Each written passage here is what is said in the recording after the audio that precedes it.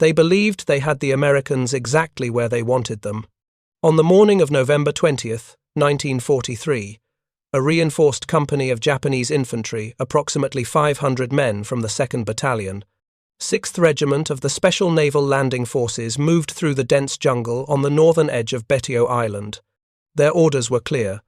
Locate the American position near the airfield's eastern taxiway, surround it, and eliminate the enemy force that had penetrated their defensive perimeter during the chaotic first days of the Tarawa assault. Intelligence reports suggested the Americans numbered no more than 200 men, possibly fewer. They were cut off from their main force, low on supplies, and trapped against the ocean with no line of retreat.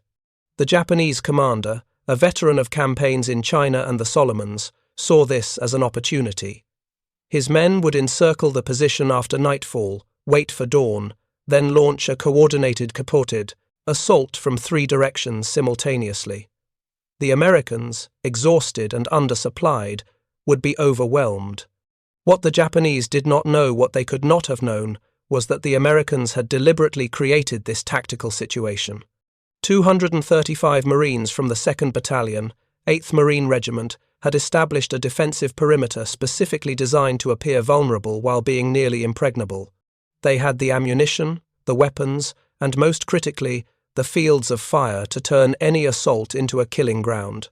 If you're enjoying this deep dive into the story, hit the subscribe button and let us know in the comments from where in the world you are watching from today. The Marines knew the Japanese were coming. They had watched enemy patrols probing their position throughout November 19th. They had heard the movement in the jungle after dark, the careful, disciplined sounds of troops maneuvering into assault positions. Marine listening posts reported Japanese voices, the metallic clink of equipment, the rustle of men moving through palm fronds and coral rubble.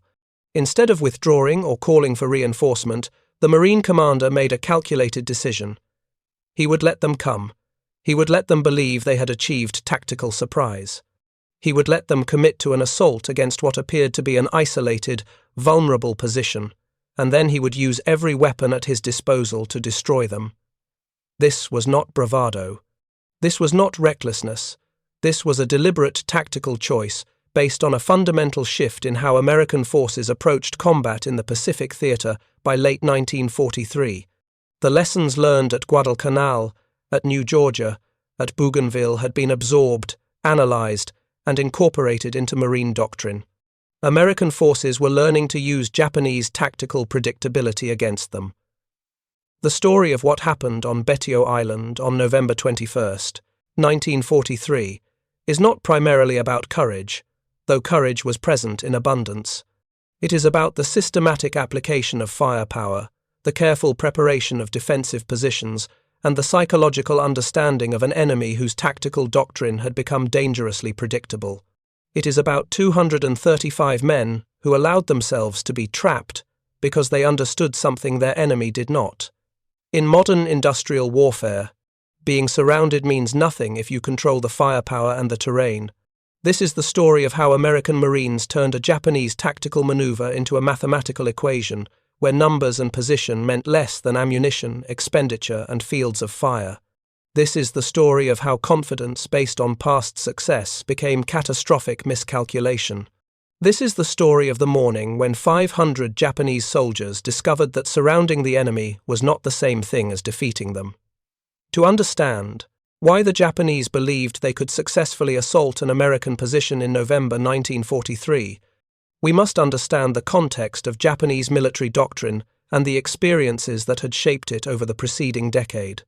The Japanese military had developed its infantry tactics through years of combat in China, beginning with the invasion of Manchuria in 1931 and intensifying with the outbreak of full-scale war in 1937. Against Chinese forces that often lacked modern equipment, coordinated artillery support, and adequate training, Japanese infantry tactics proved devastatingly effective. The core of Japanese offensive doctrine was the night assault. Infantry would maneuver under cover of darkness to positions as close as possible to enemy lines, then launch coordinated attacks at dawn or during the night itself. The tactics emphasized shock, speed, and aggressive close combat.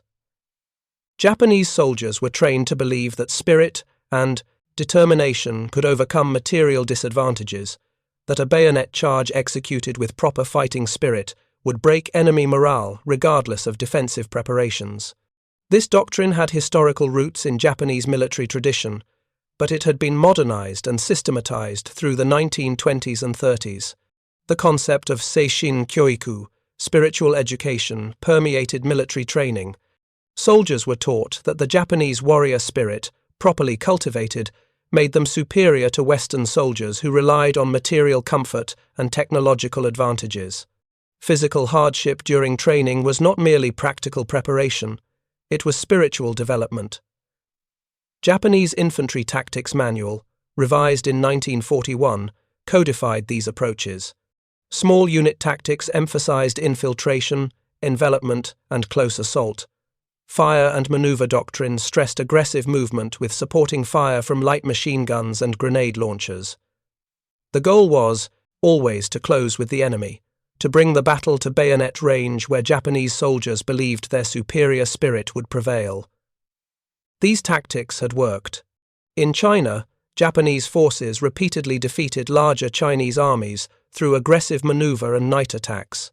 At the Marco Polo Bridge in 1937, Japanese infantry overran Chinese positions through coordinated small unit assaults. Throughout the late 1930s, Japanese soldiers developed confidence in their methods and their superiority over their opponents. When war expanded across the Pacific, in December 1941, Japanese forces carried these same tactics into new theaters. In Malaya, Japanese infantry moved through terrain, British commanders considered impassable, appearing behind defensive lines and creating panic. In the Philippines, night infiltration tactics disrupted American defensive positions. On Wake Island, Japanese naval infantry eventually overwhelmed the Marine defenders through repeated assaults that accepted heavy casualties in exchange for tactical success. Early victories reinforced Japanese confidence in their doctrine. The speed of conquest Malaya fallen in 70 days, the Philippines secured in 5 months. The Dutch East Indies, captured by March 1942, seemed to validate the emphasis on aggressive infantry tactics and fighting spirit. Japanese military leadership saw these victories as proof that their approach to warfare was sound. But these victories had occurred against opponents who were unprepared, outnumbered, or lacking in critical supplies and reinforcements. British forces in Malaya had inadequate air support and no tanks. American forces in the Philippines were a mixture of regular troops and poorly trained Filipino auxiliaries without adequate heavy weapons or ammunition reserves. Dutch forces in the East Indies were spread across thousands of islands with no possibility of concentration or mutual support. Japanese tactics had not been tested against a prepared, well-supplied American force with proper defensive positions and adequate heavy weapons. That test began at Guadalcanal in August 1942, and the results were not what Japanese military doctrine predicted. At Guadalcanal, Japanese infantry tactics encountered a new reality. American Marines had established defensive perimeters with interlocking fields of fire, barbed wire obstacles, and carefully registered artillery support. They had ammunition in quantities Japanese planners found difficult to comprehend. They had heavy machine guns positioned to create overlapping kill zones. And they had learned to remain calm under attack, to hold fire until Japanese infantry were at close range, then to deliver massed firepower that stopped assaults before they reached American lines. The Battle of the Tenaru River on August 21, 1942, was the first clear demonstration of this new dynamic. Colonel Kiyonao Ichiki led approximately 900 men in a night assault against Marine positions defending the eastern perimeter of Henderson Field. The Japanese attack was executed according to doctrine. Approach under cover of darkness, infiltrate as close as possible, then launch a coordinated assault designed to overrun the position through shock and aggression. The Marines held their fire until Japanese soldiers were within 50 yards. Then they opened up with everything. M1 Garand rifles, Browning automatic rifles, 30 caliber machine guns, 37mm anti-tank guns loaded with canister rounds, and finally, artillery fire from 75mm pack howitzers and 105mm guns that had been pre-registered on the likely approaches. The Japanese assault collapsed in minutes. Soldiers who reached the barbed wire were cut down by machine gun fire. Those who penetrated the wire found themselves in kill zones with no cover and no concealment. Subsequent waves of attackers advanced over the bodies of the first wave, only to meet the same withering fire. By dawn, nearly 800 Japanese soldiers were dead. Marine casualties were 43 killed and 75 wounded. Colonel Ichiki, confronted with the destruction of his command, burned his regimental colours and committed suicide. The few survivors retreated into the jungle. The tactical lesson was clear to anyone paying attention. Aggressive infantry tactics, regardless of fighting spirit, could not overcome prepared defensive positions backed by overwhelming firepower. But this lesson was not fully absorbed by Japanese military leadership. Guadalcanal was interpreted not as a fundamental problem with doctrine, but as a failure of execution, inadequate preparation, or insufficient forces. The solution, Japanese commanders believed, was to commit more troops and conduct larger, better coordinated assaults. The tactics themselves were not questioned. Throughout the Guadalcanal campaign, Japanese forces launched repeated night attacks against marine positions. On September 13th and 14th, Major General Kiyotake Kawaguchi led approximately 3,000 men in a coordinated assault against what became known as Edson's Ridge. The attack was aggressive, determined, and executed with tactical skill. It was also defeated by marine firepower, resulting in approximately 800 Japanese dead against approximately 100 marine casualties. On October 24th and 25th, Lieutenant General Masao Maruyama led the largest assault yet, approximately 7,000 men attacking in multiple waves throughout 2 nights. The attacks achieved some penetrations of marine lines, but were ultimately contained and thrown back. Japanese casualties exceeded 2,000 men. Marine casualties were approximately 200. The pattern was consistent and clear.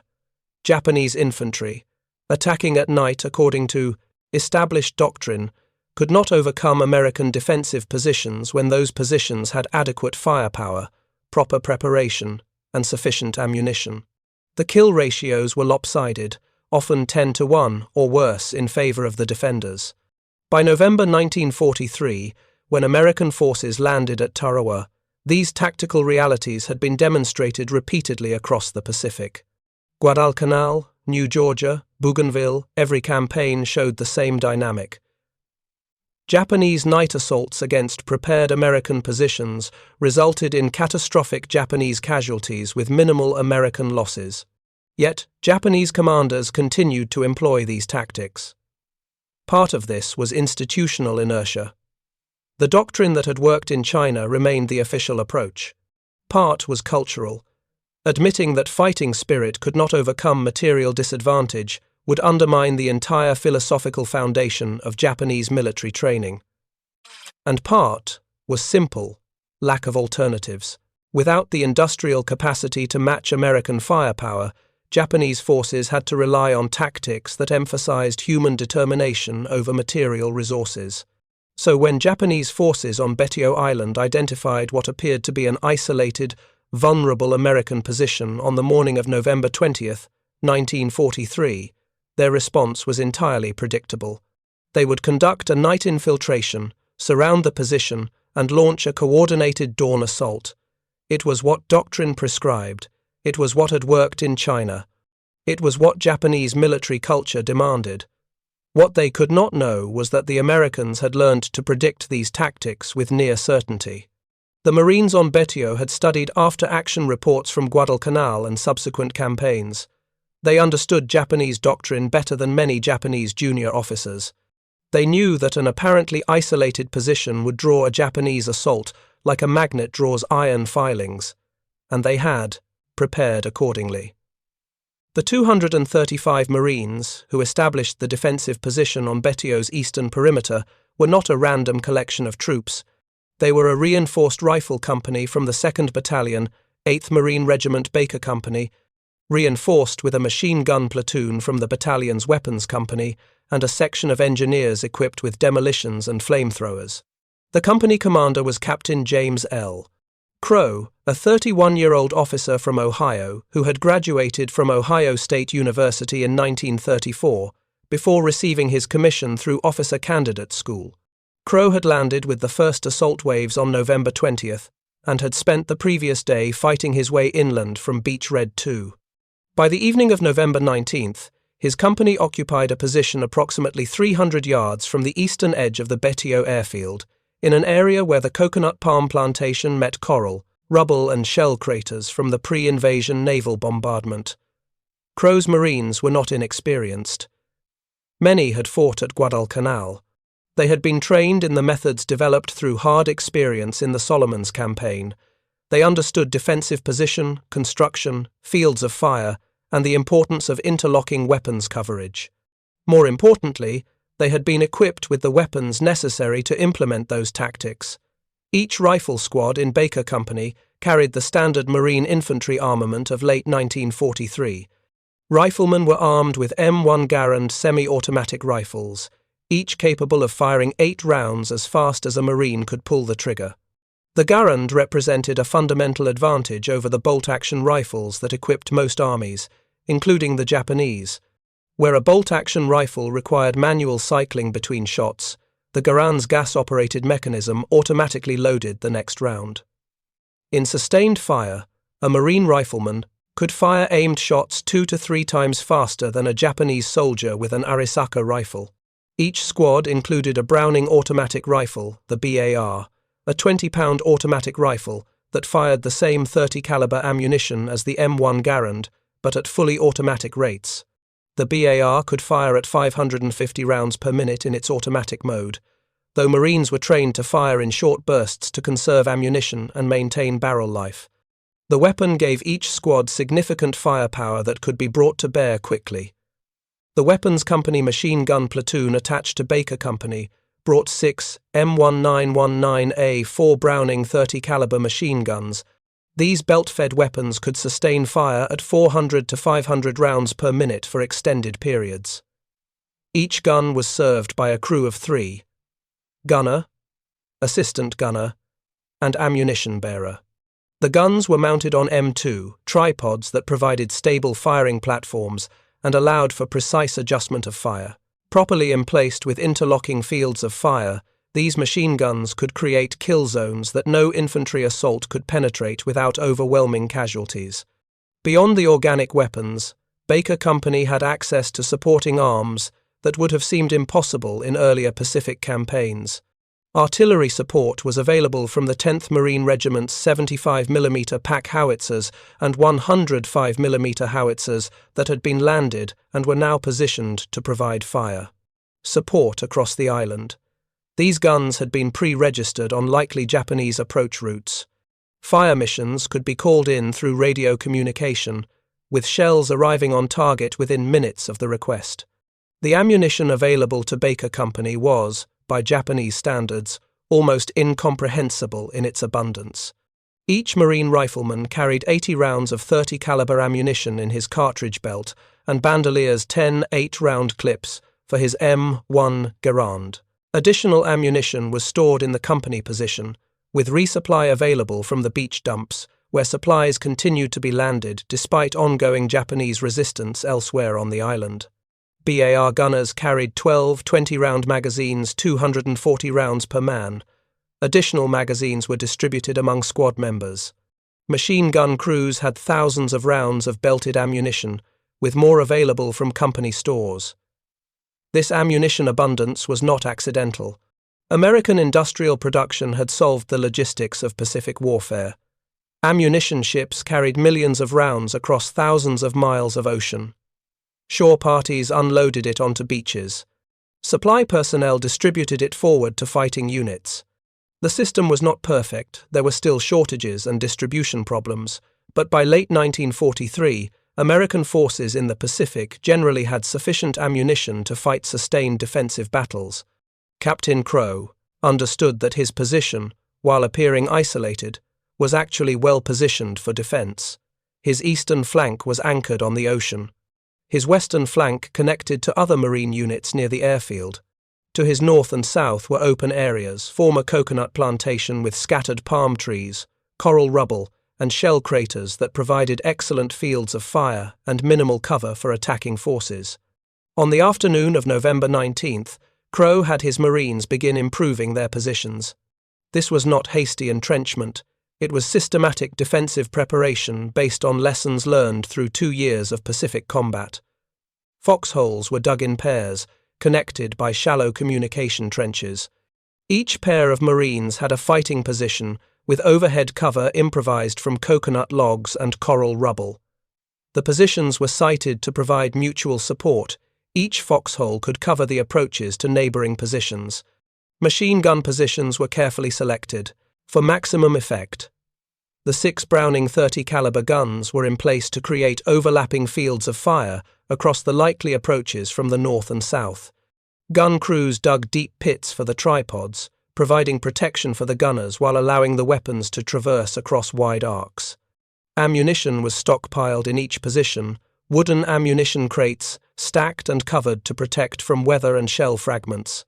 The engineers attached to the company emplaced mines and obstacles. Concertina wire. The collapsible barbed wire that expanded into formidable barriers was strung across likely approaches. The wire was not intended to stop an assault by itself. It was intended to channel attacking forces into the prepared kill zones, where machine guns could engage with maximum effect. Marines scattered empty ration cans containing pebbles along the wire as improvised noise alarms. Communication was established through field telephone wire run back to battalion headquarters. Radio operators set up their SCR 300 backpack radios and established contact with the Artillery Fire Direction Center. Forward observers registered defensive fire missions, predetermined target areas where artillery could be called in quickly if Japanese forces massed for an assault. By dusk on November 19th, Baker Company's position was as prepared as time and resources allowed. It was not impregnable, no defensive position is, but it was well sited, properly organized, and backed by sufficient firepower to defeat any assault that Japanese forces on Betio could reasonably mount. If you find this story engaging, please take a moment to subscribe and enable notifications. It helps us continue producing in-depth content like this. That evening, Marine listening posts reported movement to the north. Voices speaking Japanese. The sound of equipment moving through the coral rubble and palm trees. The unmistakable sounds of a large force maneuvering into position. Captain Crowe was not surprised. He had expected this. The position was too tempting a target, too apparently vulnerable, too isolated from the main marine perimeter. Japanese doctrine practically demanded an assault attempt. Crowe passed the word through his platoon commanders. The Japanese were coming, probably at dawn or just before. Marines were to remain in their positions, conserve ammunition until targets were at close range, and maintain fire discipline. No one was to fire without orders unless directly attacked. The Marines settled in to wait. Some men tried to sleep in shifts. Others cleaned weapons, checked ammunition loads, and made final adjustments to their positions. Machine gun crews made minor adjustments to their guns' traversing mechanisms and elevation, ensuring smooth operation. Forward observers reviewed their artillery fire mission cards, confirming target coordinates and the procedures for calling fire. The night was not quiet. Occasional small arms fire echoed across the island, as other Marine units engaged Japanese infiltrators or conducted their own small unit actions. Flares periodically lit the sky, casting harsh shadows across the coral landscape. The smell of death already present across Betio from 2 days of intense combat hung in the humid tropical air. Marines in the listening posts, positioned 50 yards beyond the main defensive line, reported increased activity around 0 to 300 hours. More voices. More movement. The sounds of men forming up in assault formations. One listening post reported seeing shadowy figures moving through the palm trees, too many to count, spreading out in what appeared to be an envelopment maneuver. The listening posts were quietly withdrawn into the main defensive line. Every Marine was now awake, alert, weapons ready. Machine gun crews made final adjustments. BAR men checked their magazines one last time. Riflemen ensured their M1 Garands had full clips loaded and that spare clips were readily accessible. Captain Crow moved along the line, speaking quietly to platoon commanders and squad leaders. His instructions were simple. Let them come close, wait for the order to fire, then deliver maximum firepower. The artillery forward observers were to call fire on pre-registered targets as soon as Japanese forces were identified in those zones. Machine gun crews were to concentrate fire on the densest formations. Riflemen were to fire aimed shots at individual targets. Dawn came at approximately 0540 on November 21st, 1943. The sky lightened gradually from black to deep blue to the pale grey that precedes sunrise. In that grey light, Marines in the forward positions could see them. Japanese infantry, hundreds of them, moving through the palm trees and coral rubble from the north and south. They were not charging. They were moving in organised formations, squads and platoons, advancing in bounds with supporting fires from light machine guns and grenade launchers. It was a competent, professional military manoeuvre executed by trained soldiers. The Japanese had achieved what their doctrine prescribed. They had infiltrated close to the American position under cover of darkness. They had surrounded the position from multiple directions. They were now prepared to launch coordinated assaults that would, according to their training and experience, overwhelm the defenders through simultaneous pressure from multiple directions. What happened next would later be described in official reports and after-action reviews as a textbook example of defensive firepower employed against attacking infantry. But for the men experiencing it, Japanese soldiers advancing across open ground and Marines firing from prepared positions, it was not a textbook. It was immediate, violent, and decisive. Captain Crow, watching the Japanese advance from his command post, gave the order. Commence firing. The defensive position erupted. All 6 .30 caliber machine guns opened fire simultaneously, their distinctive, rapid hammering sound cutting through the morning air. Tracer rounds every 5th round loaded into the ammunition belts arced across the kill zones in orange-red lines. The tracers allowed gunners to observe their fire and adjust aim, but they also had a psychological effect on the targets, showing them the volume of fire coming their way. BAR men opened fire in controlled bursts, their automatic weapons adding to the volume of fire. The sound was continuous, a roar of sustained automatic weapons fire that drowned out individual shots.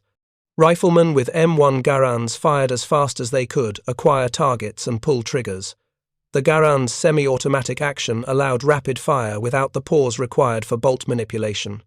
Marines who had trained extensively with the weapon could fire aimed shots at a rate of 1 per second or faster for short periods. The Japanese advance staggered. Men fell. Entire squads were cut down. In seconds. The Marines had waited until Japanese forces were at ranges between 50 and 100 yards, close enough for devastating accuracy, far enough to allow sustained engagement before the enemy could close to hand range. Japanese light machine gun crews attempted to return fire, but they were firing at entrenched positions with overhead cover. Their bullets struck sandbags, coconut logs, and coral rubble. Marine fire was striking exposed men in the open. The Japanese commander, recognizing the assault was faltering, committed his reserves. Additional platoons emerged from cover and advanced toward the Marine positions. It was the doctrinally correct response. When the initial assault meets resistance, commit additional forces to achieve breakthrough through weight of numbers. But numbers meant nothing against the volume of fire Baker Company could deliver. The machine guns never stopped firing. Ammunition bearers fed new belts into the guns as the old ones were, exhausted. Gunners traversed their weapons back and forth across the kill zones, engaging new targets as they appeared. The artillery forward observers called their fire missions. Within 2 minutes, 105mm shells began impacting in the pre-registered target zones to the north and south, where Japanese forces were massing for additional assault waves. The shells' high explosive rounds fused for impact detonation created devastating fragmentation effects. Each shell burst into thousands of metal fragments that cut down men in the open. The Japanese assault continued for approximately 40 minutes. Waves of soldiers advanced, were cut down, fell back, regrouped, and advanced again. It was courage of a terrible kind, continuing to attack into overwhelming firepower because doctrine and training demanded it, because orders required it, because the concept of tactical withdrawal was not part of the attacking commander's mental framework. But courage and determination cannot overcome mathematics. Baker Company was expending ammunition at rates that would have exhausted most armies, but American logistics kept the guns firing. Machine gun crews went through belt after belt of ammunition, riflemen expended clip after clip, the BAR men fired through magazine after magazine, and the supply never ran out because there were thousands of rounds stockpiled in the position and thousands more available from the beach dumps. By 0630, as full daylight illuminated the battlefield, the Japanese assault had completely collapsed. No organized units remained capable of attacking. The ground before the Marine positions was covered with bodies, Japanese soldiers who had advanced into fire they could not overcome and had paid with their lives. Captain Crow ordered ceasefire at approximately 0645. The sudden silence after nearly an hour of sustained gunfire was almost physical in its intensity. Marines remained in their Crow positions, weapons ready, watching for any renewed assault. None came. As the morning progressed and it became clear the Japanese were not going to launch another attack, Crow sent out patrols to assess the situation. What they found confirmed what the volume of fire had suggested. The ground in front of the Marine positions was littered with Japanese dead. Bodies lay in groups where squads had been caught by machine gun fire. Individual soldiers had fallen where rifle fire had struck them down. Shell craters from the artillery strikes contained multiple casualties. The Marine patrols counted carefully, documenting what they found. The official after-action report filed by the 2nd Battalion, 8th Marines recorded 475 Japanese dead in the immediate area of Baker Company's defensive perimeter. Additional casualties from the artillery strikes in the rear areas could not be accurately counted but were estimated at several dozen more. Some wounded Japanese soldiers had been carried away by their comrades during the later stages of the battle, so the actual casualty total was certainly higher than what could be physically counted.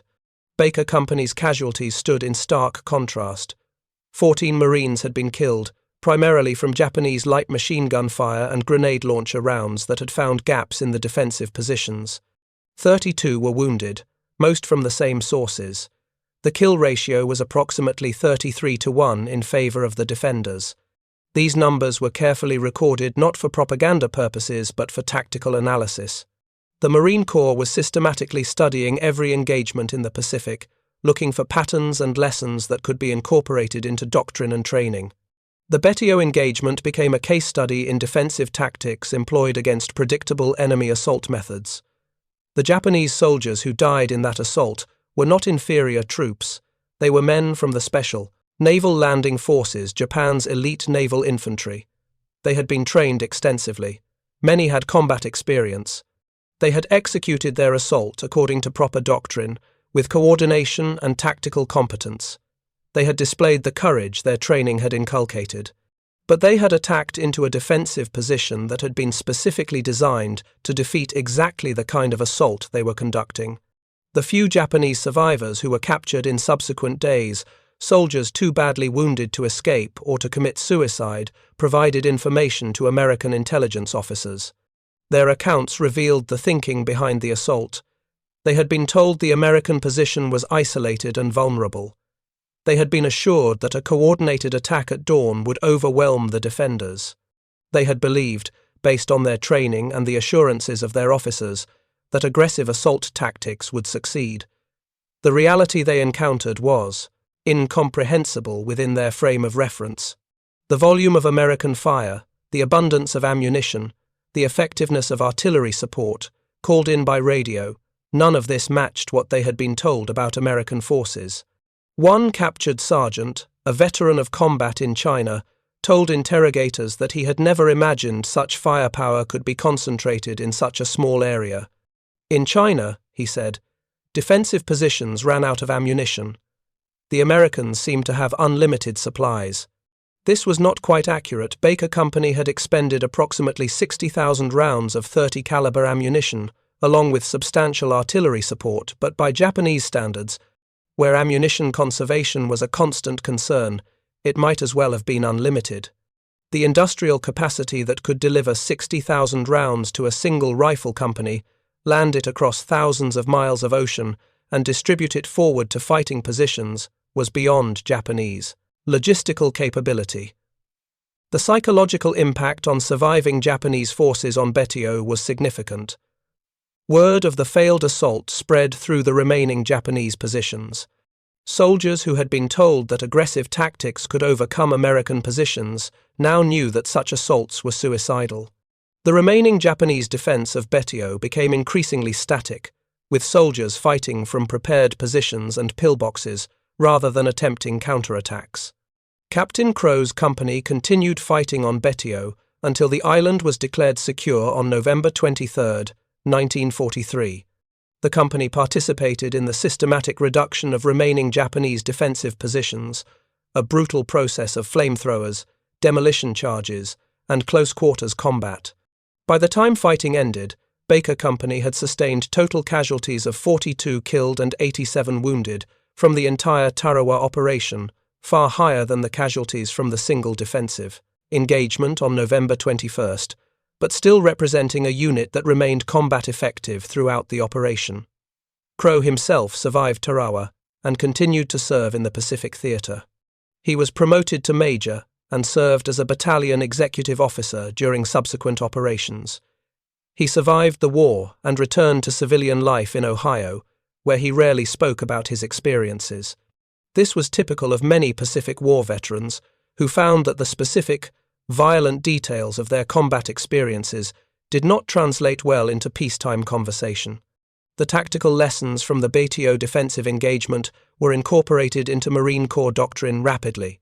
By early 1944, training manuals explicitly addressed the establishment of defensive positions designed to channel and destroy enemy assaults through firepower rather than physical barriers.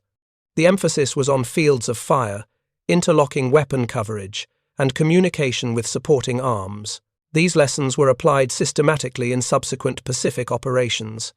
At Saipan in June 1944, Marine units used similar defensive tactics to defeat Japanese counterattacks, inflicting catastrophic casualties on attacking forces. At Peleliu in September 1944, despite the different tactical situation presented by cave defenses, Marine defensive positions established during consolidation phases employed the same principles of overlapping fire and prepared kill zones.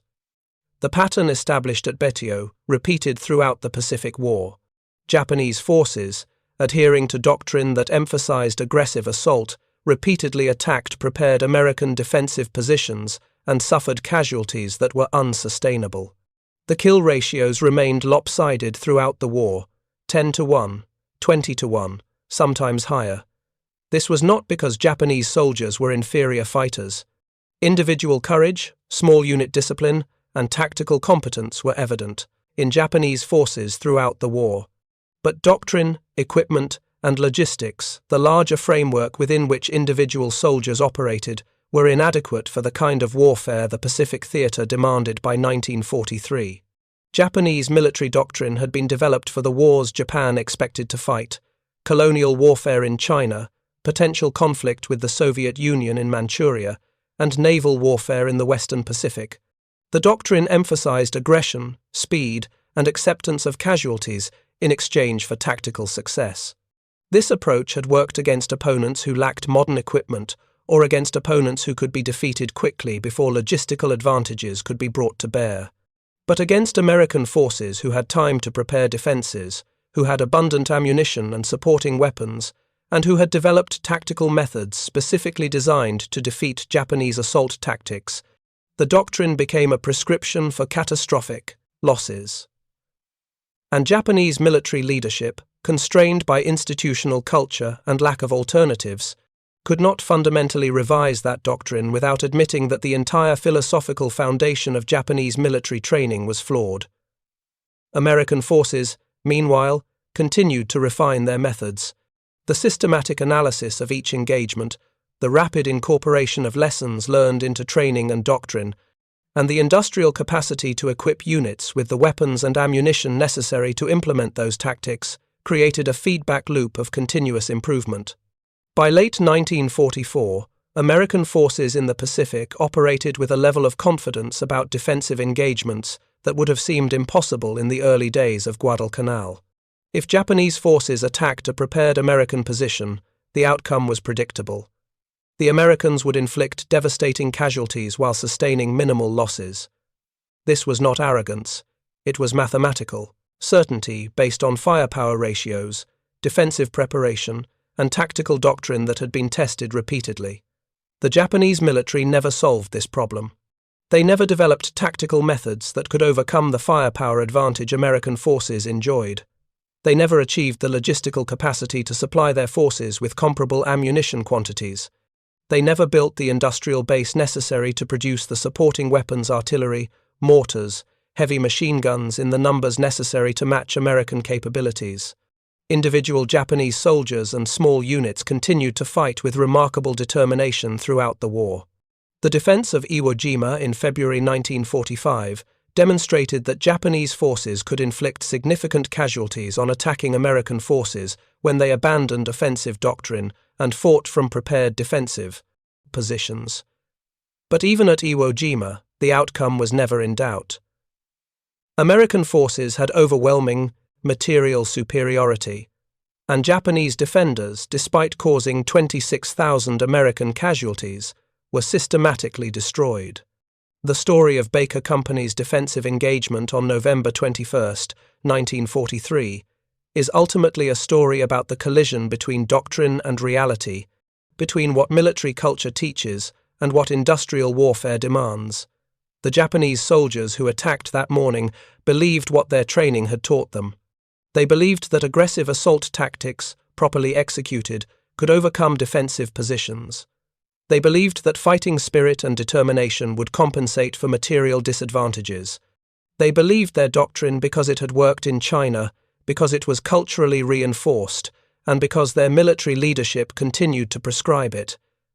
They discovered that these beliefs were wrong. They discovered it in the most brutal way possible, by advancing into fields of fire that cut them down by the dozens and hundreds. By continuing to attack because doctrine demanded it, even as it became clear the assault could not succeed. By dying in the service of a tactical approach that was fundamentally inadequate for the warfare they were fighting, the Marines who defended that position understood something different. They understood that in modern industrial warfare, material resources matter more than individual courage. That proper preparation and systematic application of firepower could defeat any assault, regardless of the attacker's determination. That the factories in Detroit and the logistics ships crossing the Pacific were as important to victory as anything that happened on the battlefield. This was not a comfortable lesson. There was no glory in the systematic slaughter of brave men attacking into machine gun fire. Marine veterans of Tarawa rarely spoke about the engagement with pride or satisfaction. They spoke about it, when they spoke about it at all, with grim awareness that they had participated in something terrible and necessary. The 235 Marines who let themselves be trapped on Betio understood what their enemy did not, that being surrounded means nothing if you control the firepower. That tactical disadvantage can be transformed into advantage through proper preparation. That industrial capacity, logistics, and doctrine based on material reality rather than cultural ideology would determine the outcome of battles. 500 Japanese soldiers attacked that position, believing they could overwhelm it through courage and proper tactics. They were wrong. The evidence was written in 475 bodies on the coral ground in front of Marine positions. It was written in the 14 Marine graves that marked the cost of holding that position. It was written in the kill ratio that told the story of modern warfare more clearly than any amount of rhetoric about fighting spirit or tactical doctrine. Wars are not won by brave men attacking prepared positions. Wars are won by industrial systems that can equip those positions with the weapons and ammunition necessary to defend them, by logistical systems that can deliver those resources across thousands of miles, and by tactical doctrine that acknowledges material reality rather than cultural preference. The Japanese military learned this lesson repeatedly throughout the Pacific War, but institutional culture, strategic constraints, and lack of alternatives meant they could never act on that knowledge. They continued fighting according to doctrine that had become obsolete, sending soldiers to attack positions they could not take, dying in the service of a military philosophy that industrial warfare had rendered irrelevant. The Americans learned different lessons. They learned that systematic preparation, overwhelming firepower, and tactical methods based on material advantages could defeat any enemy regardless of that enemy's courage or tactical competence. These lessons shaped American military doctrine for the remainder of the war and influenced American approaches to warfare for decades afterward. On the morning of November 21, 1943, on a small coral island in the Central Pacific, 235 Marines and 500 Japanese soldiers demonstrated these truths with absolute clarity. The Marines prepared their positions, waited for the attack they knew would come, and applied their firepower systematically. The Japanese attacked according to their doctrine, displayed remarkable courage, and died in overwhelming numbers. Neither side had chosen this outcome. Both were executing according to their training, their doctrine, and their understanding of warfare.